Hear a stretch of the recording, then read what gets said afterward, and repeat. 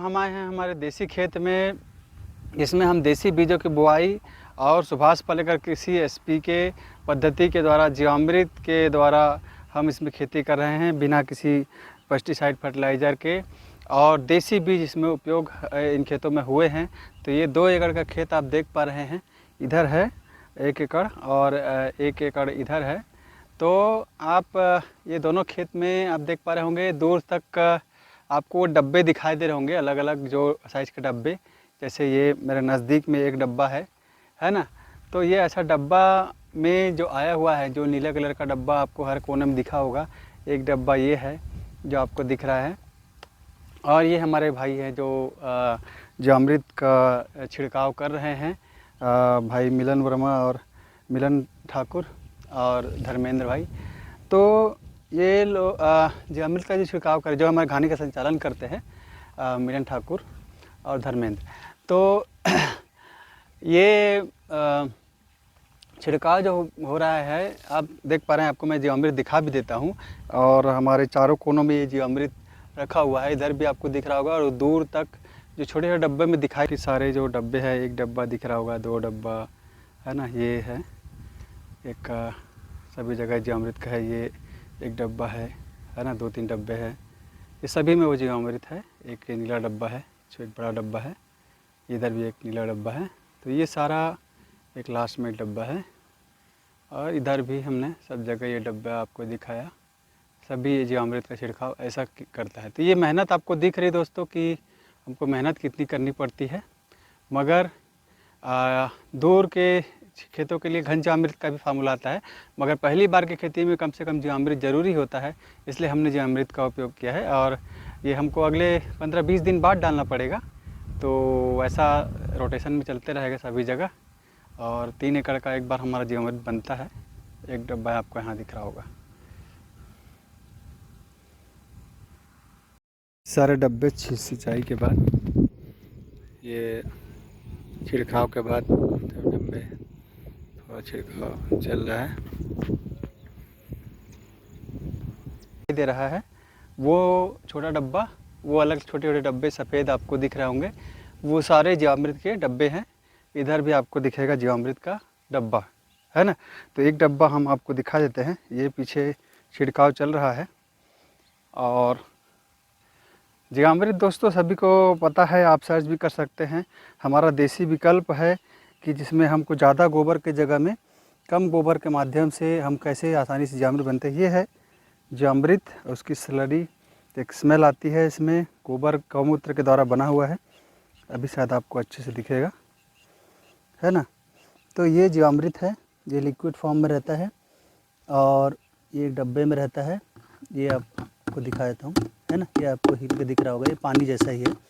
तो ये इसमें स्लरी और इसके साथ सबका मिश्रण रहता है।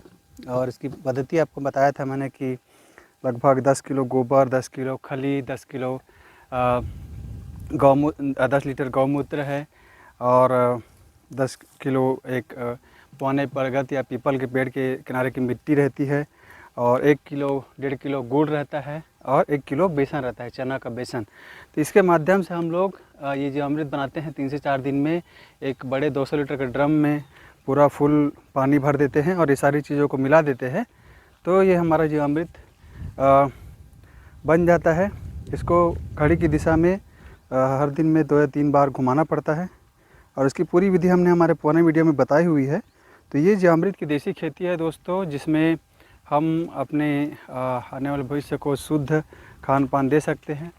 ये छिड़काव हो गया है, और हम आपको हमारे और दूसरे किस्मों के बारे में लगातार बताते रहेंगे। ये हमारा देसी धान काली मूंछ ये बुआई हुआ है दोनों खेतों में, और अन्य कई प्रकार के और देसी जो पौने धान है वो हम आगे दूसरे खेतों में आपको दिखाएंगे।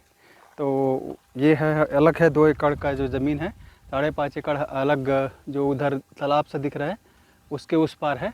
तो उधर हम लोग जाएंगे अगली बार जब छिड़काव करेंगे 3-4 दिन बाद, तब उधर हम लोग कवर करेंगे। तो वो उस जो डबरी टाइप का है उसके पीछे का है।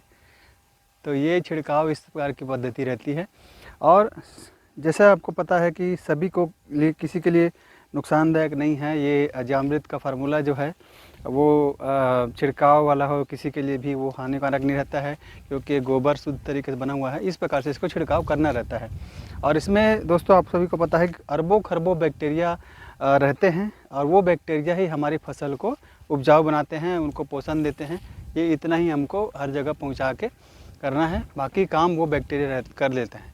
ये कोई फर्टिलाइज़र नहीं है, बल्कि ये मिट्टी में जो पोषक तत्व मौजूद है उसको ये जीवाणु जो अरबों खरबों जो पैदा हुए हैं वही फर्टिलाइज करते हैं, वही इसी मिट्टी से पोषण बना के पौधों को प्रदान करते हैं। तो ये नेचुरल फर्टिलाइज़र का प्रोसेस से काम करता है। हमको अलग से यूरिया, DAP, पोटास का जहरीले कीट जो जहरीले फर्टिलाइज़र है रासायनिक, इनका उपयोग करना नहीं पड़ता।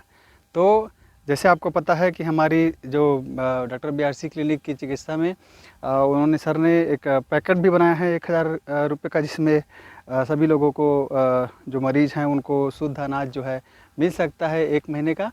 तो वही पद्धति से हम लोग ये कर रहे हैं कि ये शुद्ध जो खान पान है, शुद्ध जो फर्टिलाइज़र मुक्त, पेस्टिसाइड मुक्त जो अनाज है, जहर मुक्त अनाज जिसको बोलते हैं, वो हम लोग ही आपको उपलब्ध करा पाएँ। तो सारी किस्मों का मैं आपको बताऊंगा। ये काली मूंछ धान है, इधर का भी दोनों, 1-2 एकड़ का खेत है, 1 एकड़ ये है, 1 एकड़ ये है। और इसका सारा अपडेट आपको हम दिन ब दिन देते रहेंगे। और आप भी हमसे जुड़े रहिए। तो शुद्ध खाइए दोस्तों, ताकि हम बीमारियों से मुक्त रहे। आज हमेशा प्रिवेंशन की बात ये नहीं की जा रही है। असली प्रिवेंशन यही है कि हम शुद्ध खाएं और रोगों से मुक्त रहें। तो मिलते हैं दोस्तों अगले वीडियो में, और हमारे साथ जुड़े रहिए। और शुद्ध खेती, देसी खेती जो है उसको आगे बढ़ाइए। वीडियो को लाइक, शेयर, सब्सक्राइब कीजिए। चैनल को ज़्यादा लोगों तो शेयर कीजिए। हम हैं अभी ग्राम अटारी, पाटन तहसील, जिला दुर्ग। और ग्राम अटारी में हमने ये एकड़ जो खेत है लीज मिली हुई है 2 एकड़, और उसमें हम लोग ये देसी खेती कर रहे हैं। ये बोता विधि से किया हुआ है, रुपाई नहीं है। आजकल इस बार पानी की वजह से सभी जगह बोता ही हुआ है। और बोता ही जो खेती है वही हमारी प्राचीन खेती भी है, जिसमें कम मेहनत होता है, कम लागत लगती है। तो इसमें हम लागत के बारे में भी आपको बात करेंगे। पूरा ओवरऑल खेती का होने के बाद, जैसे इसमें सिर्फ बुआई हुई है, इसमें 1 रुपये का कोई भी चीज़ और डाला नहीं है। अभी जीवामृत हम लोग डाल रहे हैं पहली बार, ये भी बुआई अभी 15 दिन हो चुकी है, ऐसा है। तो ये अपडेट और दूसरे अपडेट के साथ मिलते रहेंगे दोस्तों। मैं हूं टिकेंद्र वर्मा, हर चिकित्सक और न्यूट्रिशन थेरेपिस्ट और सॉफ्टवेयर इंजीनियर मुंबई से, और मैं अपने गांव से ये हमारे आपको खेत दिखा रहा था। बहुत बहुत धन्यवाद। जय जोहार, जय छत्तीसगढ़, जय हिंद।